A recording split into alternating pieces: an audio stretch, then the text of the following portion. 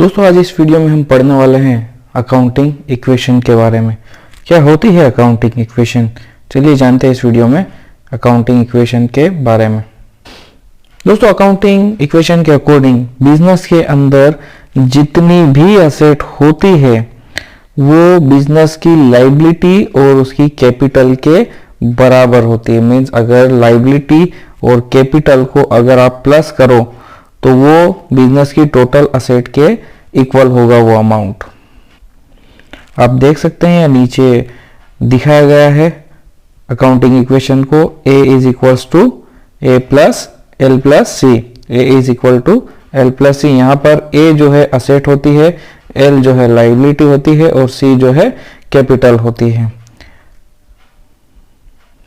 दोस्तों इस इक्वेशन की हेल्प से आप मिसिंग फिगर्स को भी फाइंड आउट कर सकते हैं। सपोज आपके पास असेट और लायबिलिटीज की वैल्यूज है और आपको कैपिटल की वैल्यू पता करना है तो आप A minus L is equal to C कर सकते हैं, या फिर अगर आपको कैपिटल और असेट की वैल्यू पता है तो आप A minus C is equals to L भी कर सकते हैं। इसी तरीके से आपको लायबिलिटीज और कैपिटल पता है तो A is equals to L plus C हो सकता है। इस प्रकार से आप मिसिंग फिगर को फाइंड आउट कर सकते हैं। चलिए आगे पढ़ते हैं और क्या दे रखा है, आपकी बुक में क्या लिखा हुआ है। दोस्तों अकाउंटिंग इक्वेशन के जो एलिमेंट्स है वो कंपोनेंट होते हैं बैलेंस शीट के। जी हाँ, बैलेंस शीट के कंपोनेंट होते हैं अकाउंटिंग इक्वेशन के एलिमेंट्स। इसलिए इस अकाउंटिंग इक्वेशन को बैलेंस शीट इक्वेशन भी कहा जाता है। अकाउंटिंग इक्वेशन को बैलेंस शीट इक्वेशन भी कहा जाता है। और दोस्तों बैलेंस शीट क्या होती है?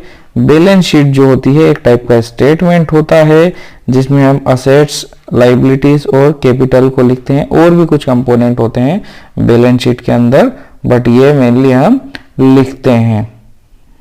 असेट के अंदर हम बहुत सारे कंपोनेंट्स को ऐड करते हैं और लायबिलिटीज के अंदर कैपिटल आती है और भी बहुत सारी चीजें आती है जो आगे हम डिटेल में डिस्कस करेंगे। दोस्तों किसी भी बिजनेस एंटिटी के किसी भी समय पर हम ये कह सकते हैं कि जो भी रिसोर्सेस किसी भी पॉइंट ऑफ टाइम पर बिजनेस एंटिटी में जो रिसोर्सेस होते हैं वो उसके क्लेम्स के बराबर होते हैं। दोस्तों यहाँ पर हम कह सकते हैं कि रिसोर्स असेट है और क्लेम्स लायबिलिटीज है। जैसा कि हमने ऊपर पढ़ा कि बैलेंस शीट के अंदर असेट साइड और लायबिलिटी साइड दो कॉलम्स होते हैं और दोनों कॉलम्स का सम बराबर आता है। आप कह सकते हैं कि वो इक्वल होते हैं। तो किसी भी पॉइंट ऑफ टाइम पर बिजनेस एंटिटी के पास जो रिसोर्सेस होते हैं वो उसके क्लेम्स के बराबर होते हैं।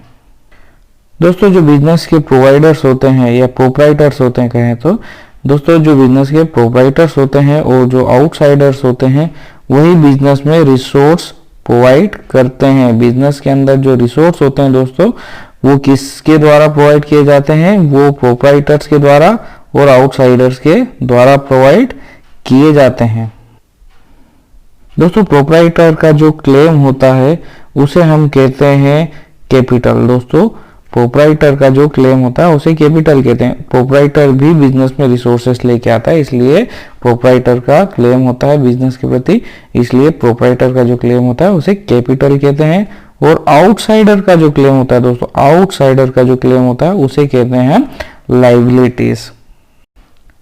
आउटसाइडर से भी हम बिजनेस में रिसोर्सेस लेके आते हैं, इसलिए आउटसाइडर्स का भी क्लेम होता है बिजनेस के प्रति, इसलिए उसे लायबिलिटीज कहा जाता है।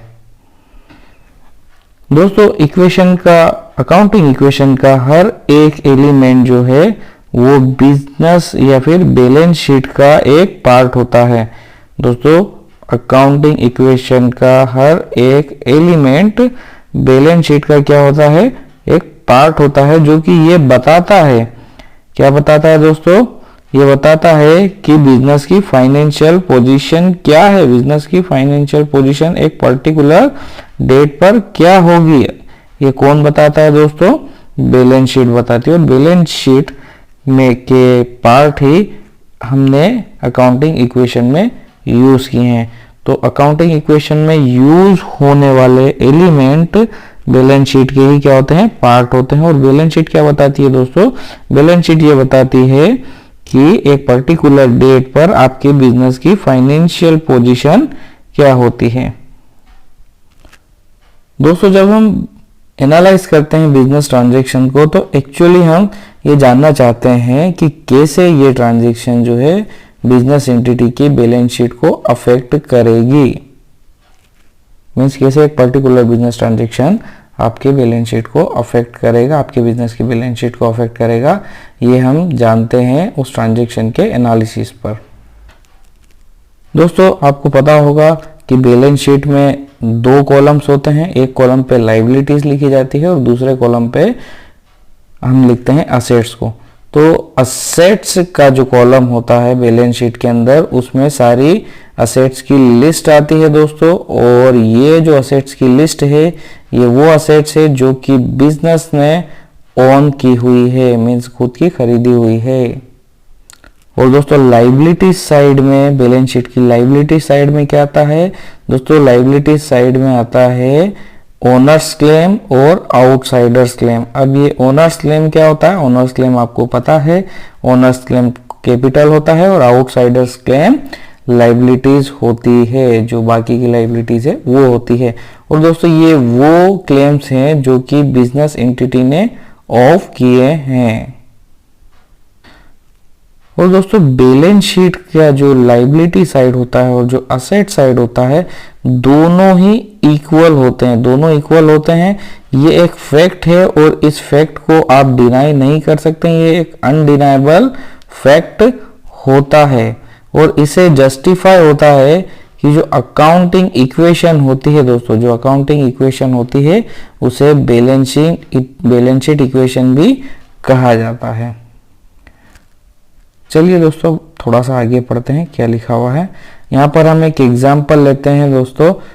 एग्जाम्पल के अंदर हम इस एग्जाम्पल में हम देखते हैं कि रोहित जो है अपने बिजनेस के अंदर कैपिटल इन्वेस्ट करता है। मीन्स रोहित एक बिजनेस स्टार्ट करता है और उसके पास कैपिटल कितनी है दोस्तों, उसके पास कैपिटल है 5 लाख रुपीस की। अगर आप अकाउंटिंग पॉइंट ऑफ व्यू से देखें तो बिजनेस एंटिटी के अंदर रिसोर्सेस लाए जा रहे हैं और ये रिसोर्सेस किस फॉर्म में आ रहे हैं, ये रिसोर्सेस कैश के फॉर्म में आ रहे हैं। 5 लाख रुपीस का कैश है यहाँ पर। और दोस्तों इस बिजनेस एंटिटी का सोर्स क्या है, इस बिजनेस एंटिटी का सोर्स है वो कंट्रीब्यूशन जो कि रोहित उसमें कर रहा है। रोहित कितने का कंट्रीब्यूशन कर रहा है, रोहित 5 लाख रुपीस का कंट्रीब्यूशन कर रहा है। रोहित उसका प्रोप्राइटर होगा और 5 लाख रुपीस उसकी कैपिटल होगी। दोस्तों अंडरस्टैंडिंग पर्पस से इस पूरे चैप्टर में हम इसी एग्जाम्पल को आगे बढ़ाएंगे। आप एग्जाम्पल 1 को आगे के चैप्टर्स में, मीन्स इसी चैप्टर में आगे हम एग्जाम्पल 1 को और भी पॉइंट्स देखेंगे एग्जाम्पल 1 के और उसको स्टडी करेंगे। दोस्तों रोहित वाले एग्जाम्पल को अगर हम इक्वलिटी ऑफ रिसोर्सेस और सोर्सेस के फॉर्म में देखेंगे तो हम नीचे दी गई पिक्चर को देख सकते हैं। यहाँ पर हमें एक बैलेंस शीट का फॉर्मेट दिखाया गया है।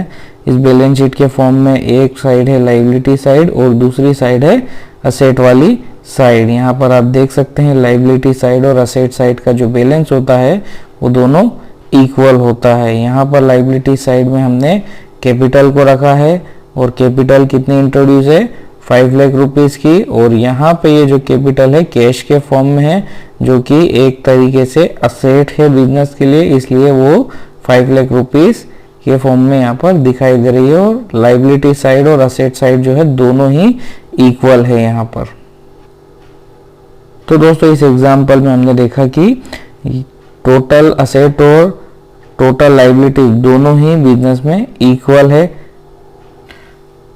दोस्तों यहाँ पर बिजनेस ने किसी भी प्रकार की एक्टिविटीज को स्टार्ट नहीं किया है, इसलिए यहाँ पर बिजनेस ने ना कोई प्रॉफिट अर्न किया है ना कोई लॉस हुआ है। यहाँ पर आप देख सकते हैं अभी भी यहाँ पर दिखाई दे रहा है कि जो अमाउंट इन्वेस्टेड किया हुआ है अभी भी वो यहीं पर दिखाई दे रहा है। दोस्तों इस एग्जाम्पल में अगर हम देखें तो अगर प्रॉफिट अर्न हुआ होता तो यहाँ पर इन्वेस्टेड अमाउंट क्या होता दोस्तों, इन्वेस्टेड अमाउंट इंक्रीज हो जाता है, जो इन्वेस्टेड अमाउंट है वो कैसा हो जाता, इंक्रीज हो जाता। और अगर बिजनेस को लॉस हुआ होता तो क्या होता दोस्तों, जो इन्वेस्टेड अमाउंट है वो डिक्रीज हो जाता। दोस्तों आने वाले अगले वीडियो में हम इस एग्जाम्पल 1 के होने वाले ट्रांजैक्शंस के इफेक्ट को एनालाइज करेंगे और आप ये ऑब्जर्व करेंगे कि जो अकाउंटिंग इक्वेशन है वो कैसी रहेगी, बैलेंस ही रहेगी। दोस्तों आज का वीडियो हमें यहीं पे फिनिश करना होगा, वीडियो काफ़ी लंबा बन रहा है। तो दोस्तों इस वीडियो में हमने देखा अकाउंटिंग इक्वेशन के बारे में। अकाउंटिंग इक्वेशन को बैलेंस शीट इक्वेशन भी कहा जाता है। इसमें असेट जो होती है वो लायबिलिटीज और कैपिटल के बराबर होती है, ये अकाउंटिंग इक्वेशन में कहा गया है। और बाकी चीज़ें हमने स्टडी कर ली है इस वीडियो में।